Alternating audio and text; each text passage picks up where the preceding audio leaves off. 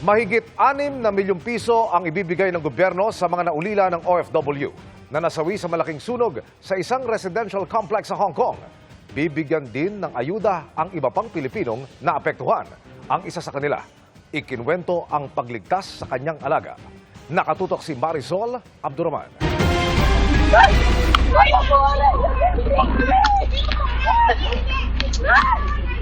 Umiiyak na humihingi ng tulong ang OFW na si Nerissa Katubay habang karga-karga ang kanyang alagang bata sa Hong Kong. Kabababa lang nila ng mga oras na yun mula sa ika-23 palapag na isa sa mga nasusunog ng gusali sa Taipo District. Nakita ko na po yung apoy nakita ko na yung gilid ng building namin is umaapoy na din. Yung tsinelas ko po na goma is alam ko sunog na sinog yung dumidikit na siya sa semento. Ano pinambalot mo sa kanya, Ading? Katalan lang po ang gamit. Umiiyak na yung baby. Oo, kasi nga po yung siguro paghigpit ko ng paghawak sa kanila. Nung pagbaba ko po dun sa 11, nagpahinga na po humagot. Parang nawalan akong pag-asa namin kasi parang hindi ko na maabot yung Yung baba, ground floor. Parang ang feeling ko bakit hindi natatapos yung hagdan. Ganitong tapang din ang ipinakita ng isa pang OFW na si Rodora Alcaraz nang iligtas din niya ang kanyang alagang bata. Sa tindi ng tinumong mga sugat, hanggang ngayon ay nagpapagaling pa siya sa ospital. Kaya ganun na lang ang pag-aalala ng kanyang kinakasama na si Francis. Kachat pa lang daw niya si Rodora nung araw na mangyari ang sunog. Nung nadinig ko po yun, para po ako kinabahan, hindi ko na po alam yung gagawin. Malaya nga po, wala akong magawa. Ang ginawa ko po nung araw na po ngayon, nag-out na agad po ako ng 5 PM sa trabaho, tapos umuwi po sa amin. Nadatanan ko nga po yung inakot pamilya ko po, iyak na iyak, saka pa yung anak. Napakarap po na makikita mo yung anak ko pong iyak ng iyak, na hindi mo po alam yung papaliwanag. Sa ngayon ay tila nabunutan na daw ng tinig si Francis na makachat ang asawa. Nabuwas-buwasan na po yung kabok at medyo nakatrabaho na po ng ayos. Sabi ng Konsulada ng Pilipinas sa Hong Kong, natunto na ang lahat ng 72 OFW na naapektuhan ng sunog.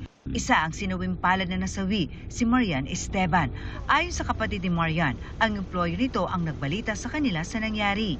Nakalabas pa po sila ng bata at saka yung kapatid ko sa bahay nila. Natrap na lang po sila sa 9th floor. Galing sila ng 24th floor tapos na doon sa 9th floor nila natagpuan.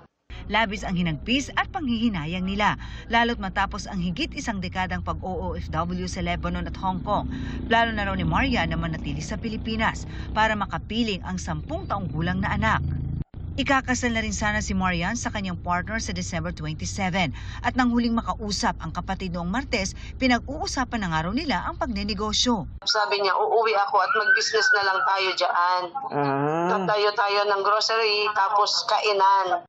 From the start, na yan, sir, OFW na talaga yan. Hindi siya nag-stay ng Pilipinas ng matagal. Opo. Oo. Lagi, lahat kaming kapatid niya, natulungan niya yan.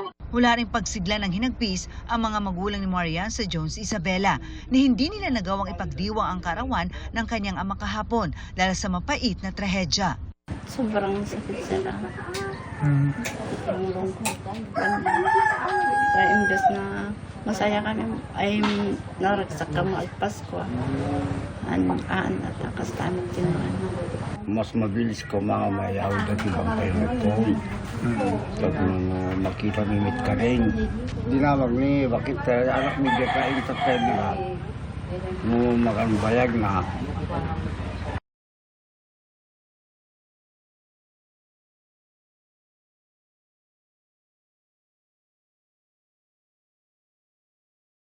Pilipinas sa Hong Kong at binigyan ng paunang tulong. Bukod sa ibibigay na relief goods, magbibigay din ng tulong pinansyal ang Department of Migrant Workers at ang OWA sa mga nasunugang OFW. Ang gobyerno naman ng Hong Kong magbibigay ng 150,000 pesos sa apektadong domestic worker. Mahigit 750,000 pesos naman para sa mga nasugatan. Habang mahigit 6 million pesos namang ibibigay sa pamilya ng mga namatay. Para sa GMA Integrated News, Marisol Abduraman, Nakatuto, 24 Oras.